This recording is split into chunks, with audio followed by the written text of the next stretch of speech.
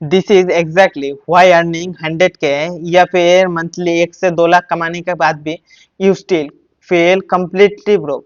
इसे कहते हैं लाइफस्टाइल इंक्रीमेंट।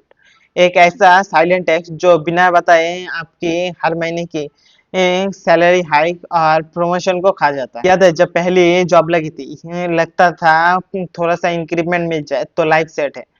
पर जैसे इनकम बढ़ी तो आपने अपना लाइफस्टाइल अपग्रेड कर लिया। नॉर्मल ऑटो बन गया उबर प्राइमर, और घर का खाना बन गया डेली स्विगी जोमेटो, और बिना वजह 4 नया ओटीटी सब्सक्रिप्शन।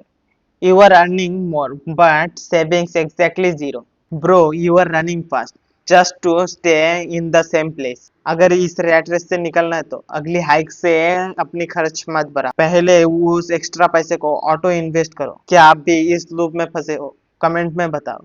और ऐसे ही रियलिटी चेक्स के लिए अभी सब्सक्राइब करो।